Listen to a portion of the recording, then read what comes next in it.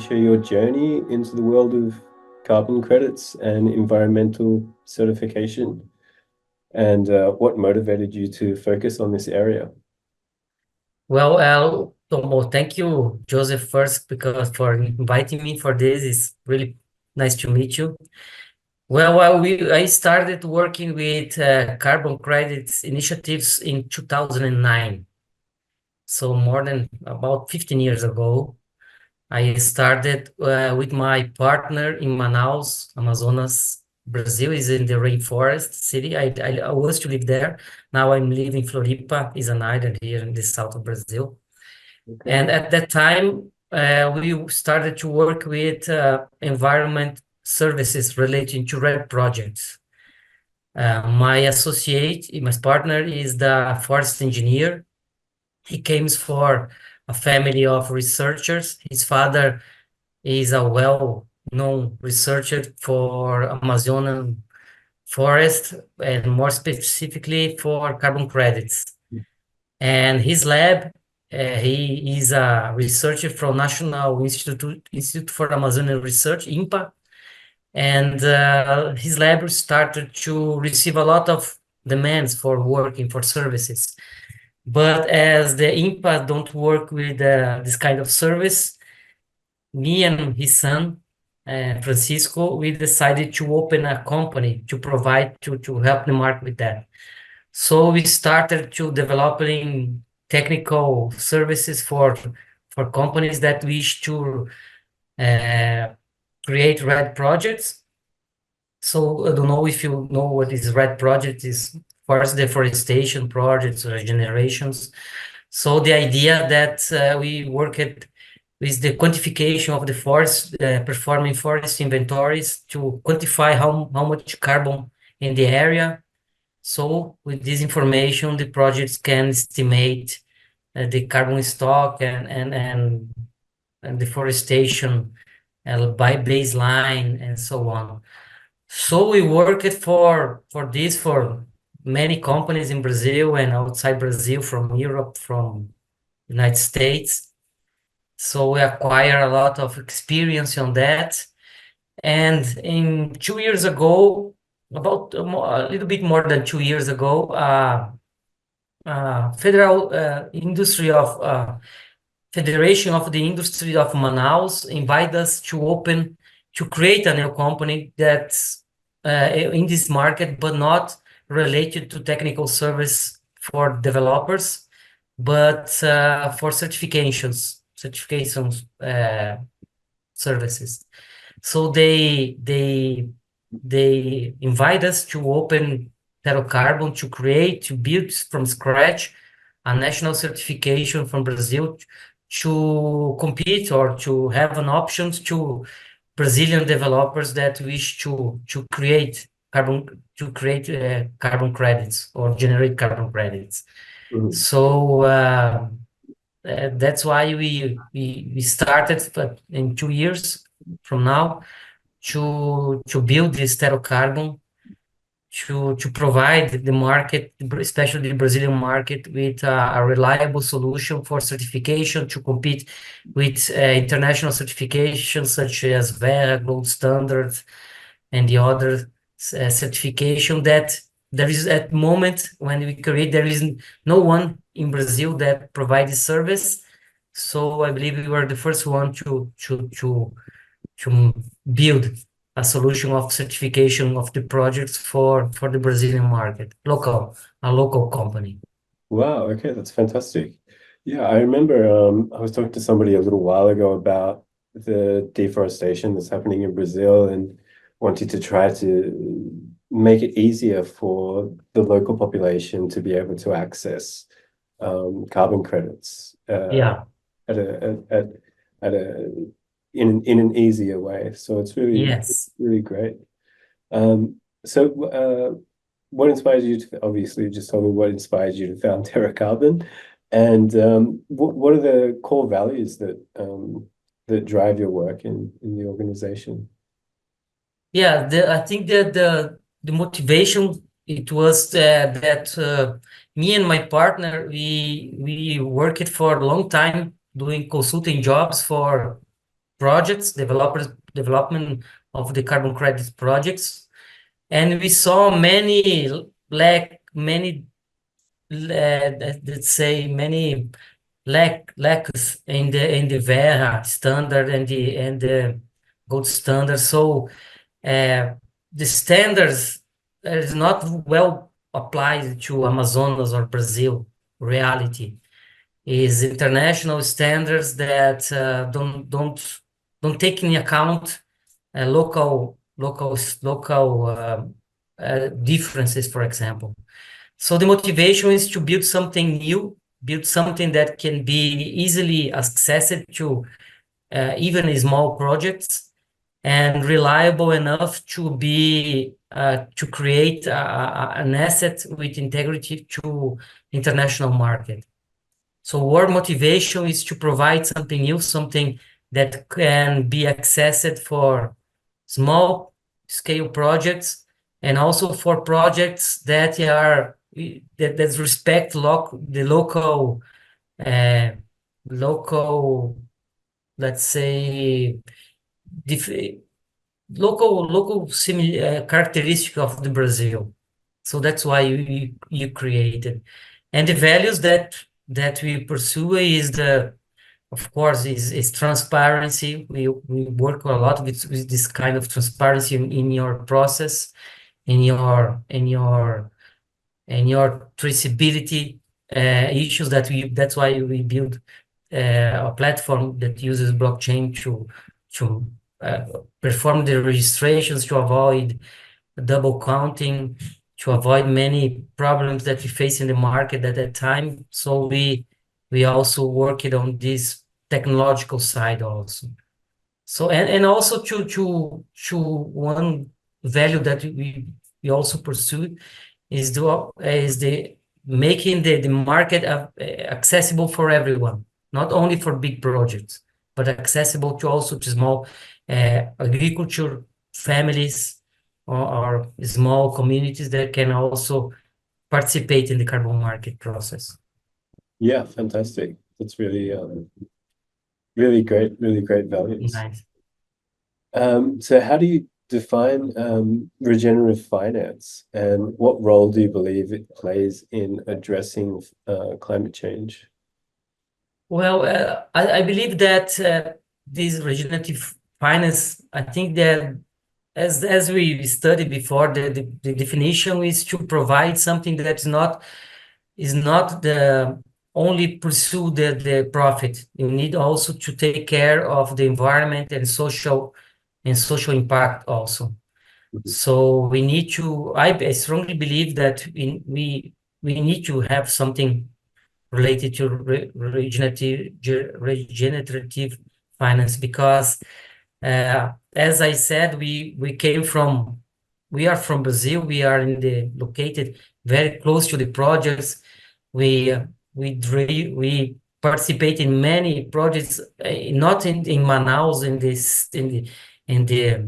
city, but in the countryside. So we saw the reality of the communities outside on the countryside of Amazonas, and they are very poor people.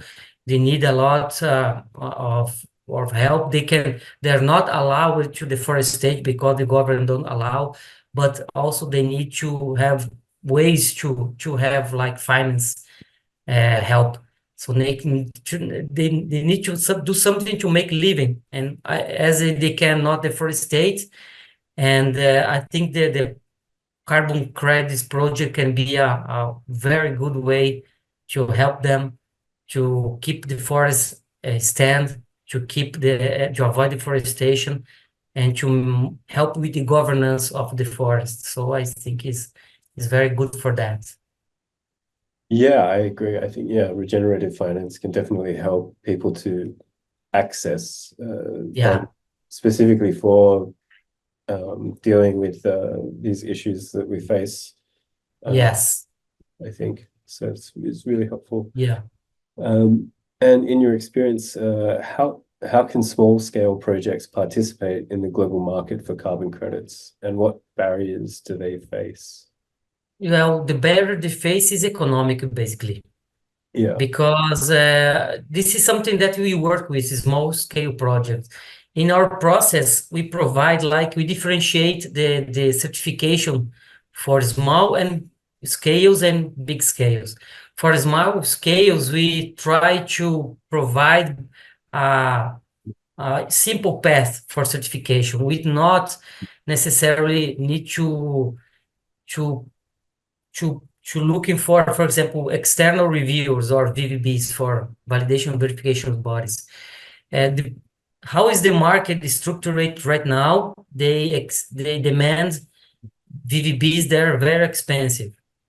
So, for example, in Brazil, they bring VVBs from India, from Europe, for other parties, other countries, and it's too much expensive. And for a small scale project, is not the return of investment, it cannot be, it's not working.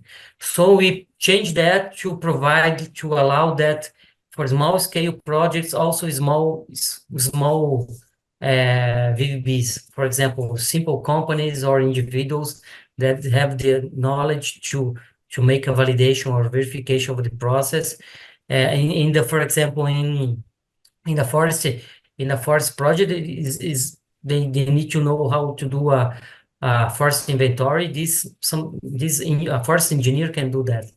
So we try to bring to Tero methodologies that can be used for small scale projects, and also provide a process that can help these projects to be for somehow have a good return of investment. So those doesn't need too much investment to generate the carbon credits.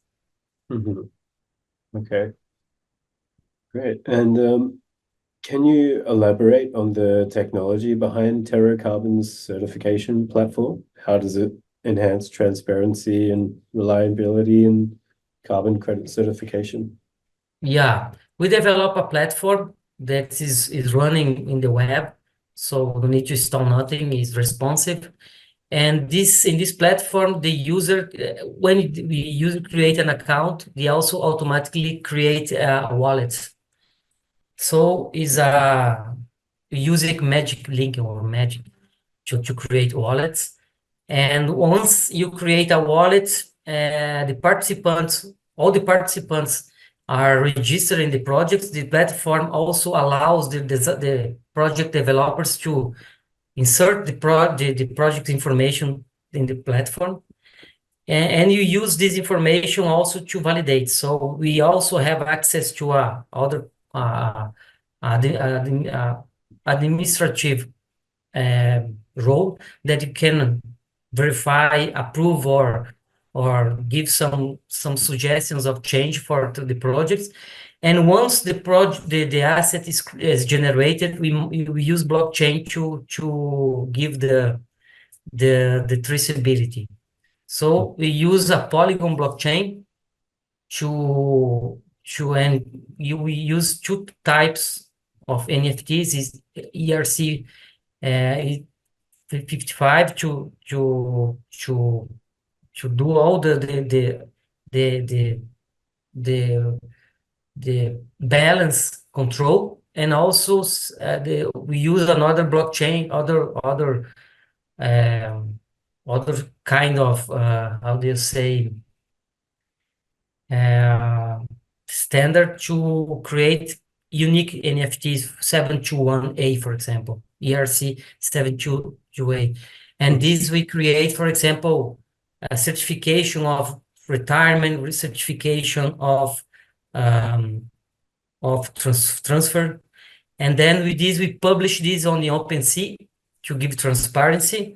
We don't use OpenSea, it's a marketplace, as you know. We don't use OpenSea to sell the carbon credits. We only use OpenSea to provide our environment when the users can see the project information and see that the asset exists, and all the information is there and is traceable. And also, after we register in the blockchain and publish in OpenSea, also publish on CAD Trust. CAD Trust is another is a metadata for register of the carbon credits around the world. For example, is located in Singapore. Is a World Bank and Google initiative, and we also report our registrations in the card trust. Mhm. So every transaction the users do, we make the registration of the transaction and report in two different platforms, OpenSea and Card Trust. And this gives all the traceability and the transparency that I think is unique in the market. Yeah, that's fantastic. That's interesting that you use OpenSea when you have a retired carbon credit. And you can provide Yeah, the certificate, like the sort of digital certificate as an NFT to the yes. company. Yeah. So you can, for example, when you retire, you receive a link with the OpenSea with all the information there. There is a image of the certification, and you can create, for example, a QR code or something, or inform your customer that, oh, I retire, for example, these tons of credits, and can be accessible, can be verifiable to you, Mhm. so you can go there and check. Everything is transparent. Yeah, great. Really good.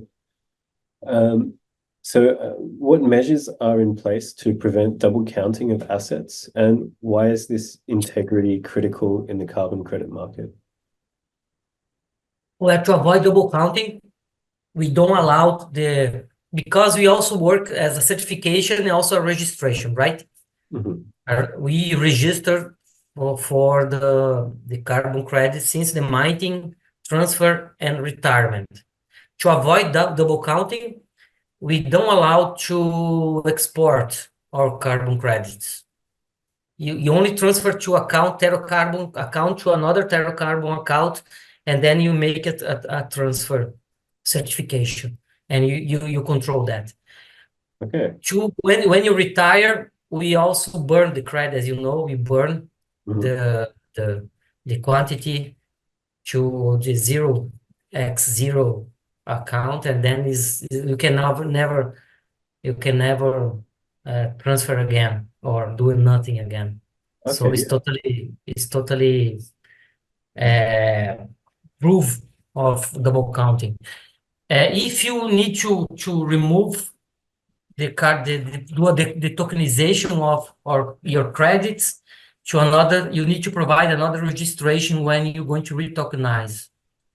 So if you, for example, if you would like to take, okay, I don't want to leave my carbon with Tero, and I want to go to another place. Okay, then you detokenize, but you need to prove that you're going to tokenize another place and send us the commitment and send us the link. So you keep in record, okay, you leave Tero, and now you enter in another place that you're going to continue the tracking there.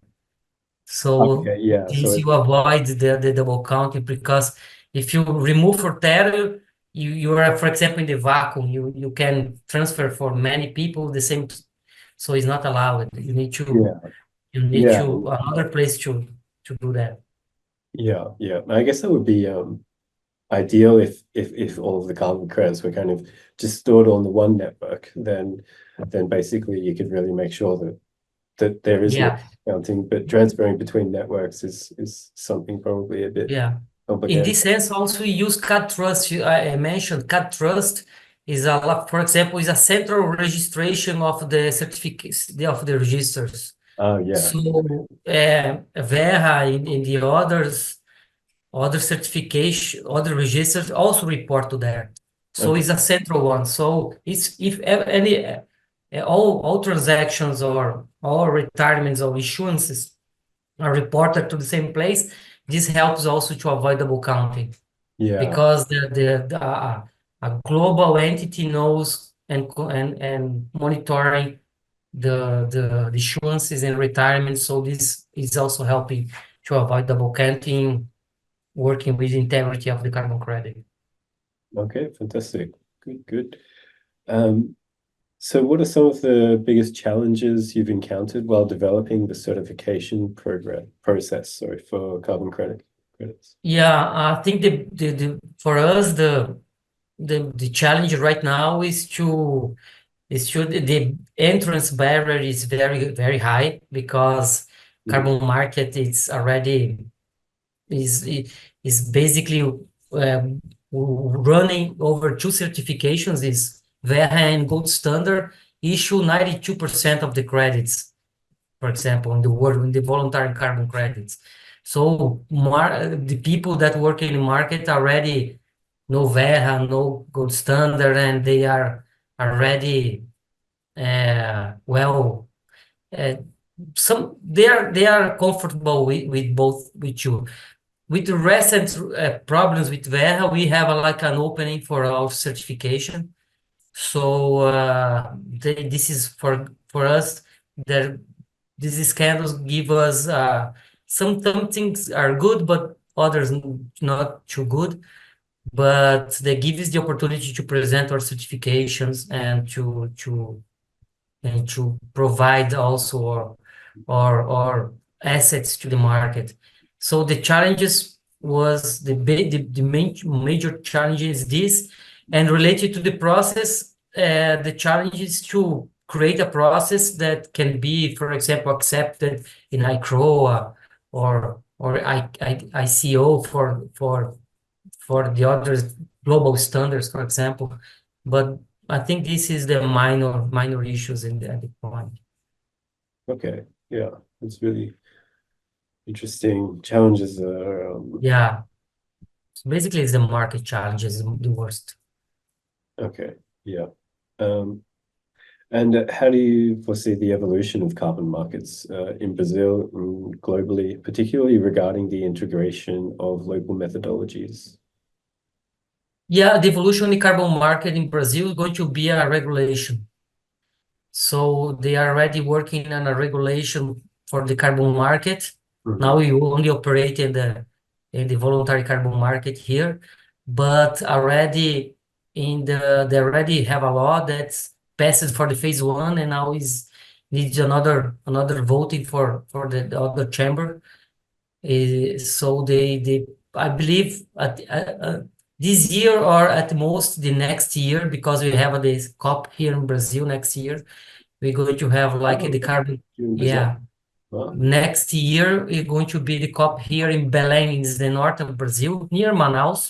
Mhm. So the COP will be in Belém, Oh, beautiful. and Brazil they will need to deliver like a goal, and the goal will be the carbon market regulation.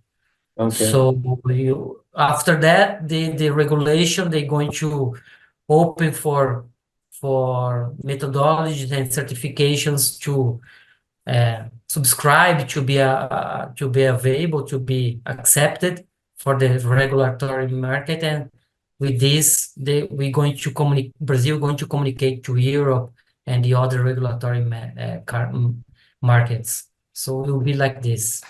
Mhm. Mhm. Okay. Great. Actually, I was just thinking with COP, because they have COP16 at the moment, and that's in Cali in Colombia to focus on Nice. biodiversity. Well, they have the summit on biodiversity at the moment, and I was wondering, I didn't send you a question specifically about this, but just it popped into my head. What do you think about other nature asset classes like biodiversity credits or um, water credits, ecosystem services credit assets and things like this as part of like a regenerative finance system or um, in a way connected to carbon credits? Would that be something that can kind of fit into the regenerative finance blockchain ecosystem pretty easily, do you think? Sure. Well, we also we believe so that we use like we are environment asset certification, not carbon credit certification, because carbon credits is the first one. We have two assets at now that we certificate. One is the carbon credits, and the other is carbon stock. Is is not carbon credit, but it's carbon stock in areas that forest areas where the carbon credit cannot be generated because there is no additionality, for example. But the carbon stock is there. But we also believe in biodiversity credits in the future. Water is one of the wave. Flux, other thing that we are working with is the flux of the credit of the carbon, because you see, imagine a tree, or they have like a carbon in the tree, but also during the day and the night they exchange a lot of flux, a lot of carbon there is exchanged with the atmosphere, and this exchange is very important for the environment, very important. We know because the researching group of Empire is studying this right now, and this flux there is some analogy. For example, I don't know how much you weight, but for example, you eat every day, right? Yeah. And eat, for example, for the economy, it's not important your weight, because your weight you keep. For example, you keep the same every year. It's like the carbon in the tree, you keep the same. But for the economy, what is important is how much you eat, because you move the economy, you pay the pizza, you buy everything. So the economy is running. And for the environment is the same. For the environment, is not that important how many carbon there is in the tree, but how much how many carbon, how much carbon they exchange every day during this exchange with the biosphere. So it's all the time is like eating and releasing carbon during the day, and water and the other stuff. And this is for the environment is very, very important. So we believe this will be other asset in the future. For example, Lux, I haven't actually heard about that one, so that's really interesting. Yeah, this is a new one. But for right now, the market is not prepared for that, because as you know, carbon credit sometimes is quite new for many people. So you're going to display biodiversity credit. Some people understand, some people don't. So I think we need to go gradually to add more assets, environment assets, but water and biodiversity is good. I think it makes sense. Yeah. Okay, great. The problem is how you measure. For example, biodiversity is very big, and for example, in a forest, it's very complex to measure, and it's very complex also for us for certification to verify. Because if you say it, so how you verify all the biodiversity is very hard. For carbon, it's easy. You go in Jerry, you go into forest inventory, you measure, it's done. It's easy. Biodiversity is a quite challenge to verificate in the point of view of a certification, because everything needs to be a MRV, measurable, reportable, and verifiable. So if something is not very verifiable, then it's complicated to. Yeah, and I guess flux being the fact that it's sort of you're measuring the actual tree consuming carbon dioxide, producing oxygen every day. That sounds very, very difficult. And for flux is not that hard to verify, because they put sensors in the tree. They install sensors, and these sensors can measure the flux of water, for example, of the tree. And this water they use to photosynthesis, and this you can measure the water, you can estimate all the process. Okay. So can you share any success stories from projects certified by Tero Carbon that highlight the impact of your work on local communities or ecosystems? Yeah, great. We have 2 pilot projects already certified. One is in the Amazon, in the rainforest, in the Itacoatiara municipality. And this is a very good example that how a RED project should be succeeded. It's a project that has been in place already for a long time. for 30 years or more. And then they avoid the deforestation of the 50% of the area, and also plant nuts trees for regenerate part of the area. So it's a project that have social impacts on the local communities that the farm they hire the people local communities to provide to service in the farm. They also have like employees for two generation of employees. They started one with his son. Now is working in the farm and he did some technical college due to the father works in the farm. So it's a very remarkable project. And the other is in the Minas Gerais states, in the center of the Brazil, is related to coffee beans. Is a small project, a small scale project of 64 hectares of coffee plantation, and also highlights the farm of the agriculture impacts of Brazil, because in Brazil in many places in the world say that Brazil have like a not well environment friendly agriculture, but it's not. Brazil is one of the most advanced countries that take care of the environment in the agriculture. So that highlights impact in the removal of the carbon in the coffee plants, and also in the work of the people that work in the farm. So they provide environment and social benefits for the global scale, Mhm. global market. Great. So they must earn some from Tero Carbon by retiring those carbon credits through your network. They are in process of retirement right now. Yeah. Because we don't manage our customers' assets. They are in the wallets, and they do all the arrangements and all the commercial agreements.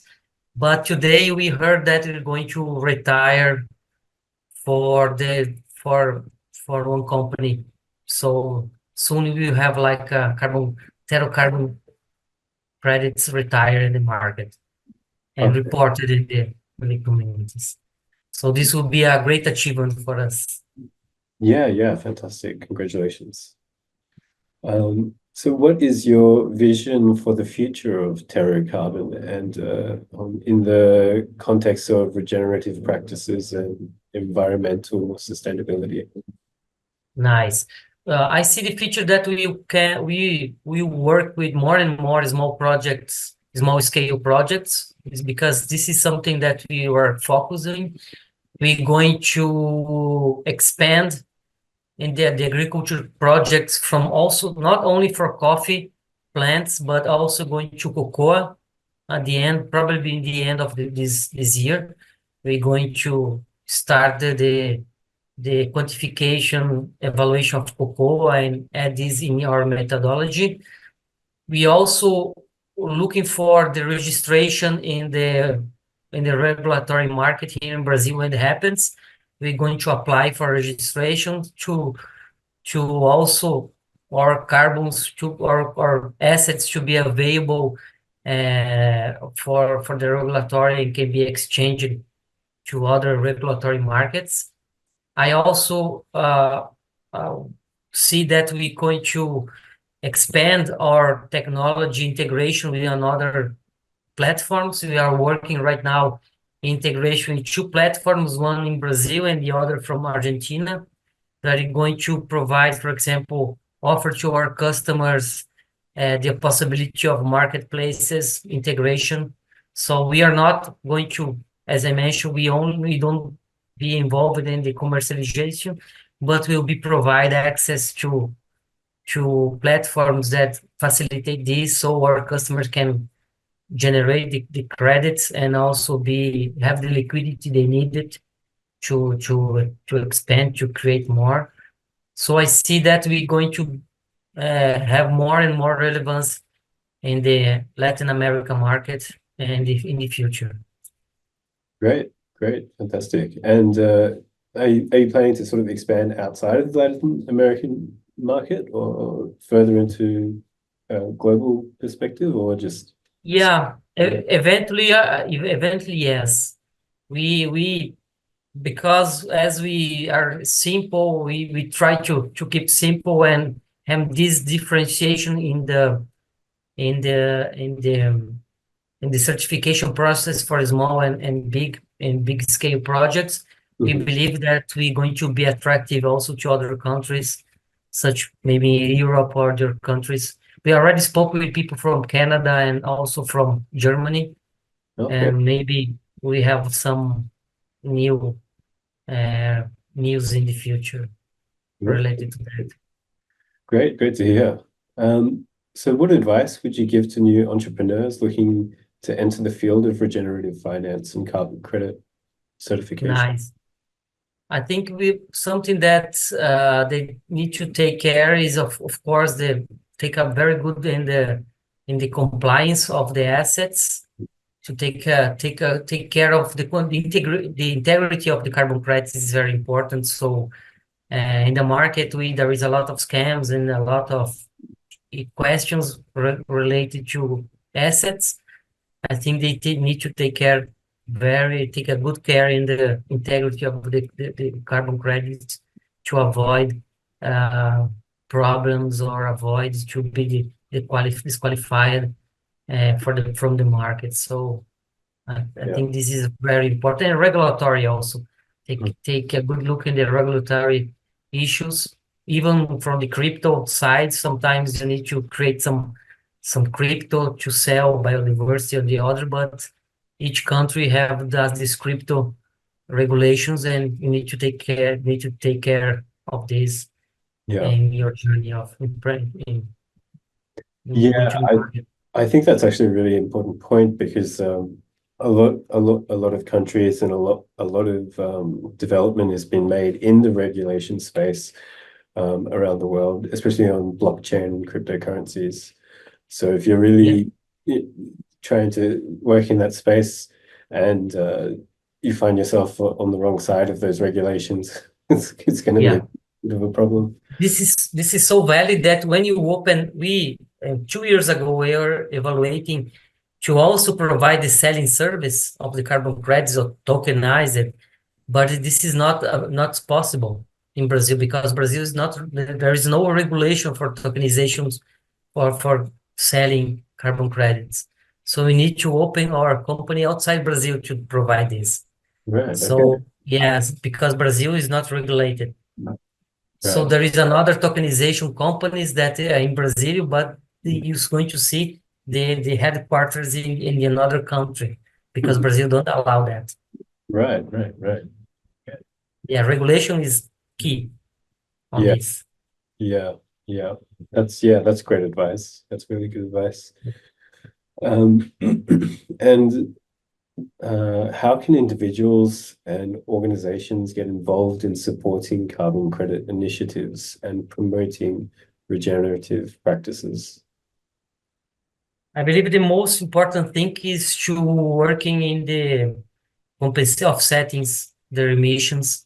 When you are offsetting, you are giving you're giving the value for the carbon credits. You're helping the communities, you're helping the projects. So individuals that want to contribute, or even companies, even there is not mandatory by regulation, you can do it voluntarily. So I believe there is a good way to help these projects is to consume those credits that are generated. Great, great. Well, I think that's about as many questions as I could. And I hope that I can help it. Yeah, thanks so much. Thank you so much, Mateus, You're for welcome. doing this interview with me.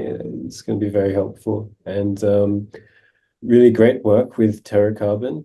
And I hope all of the work that you're doing is really fantastic to hear. I really like the Thank you. idea of the small scale, this working with small scale projects and things like this Yeah, for introducing people into the carbon markets that wouldn't yeah, necessarily have had access to them before. So that's really great. yeah.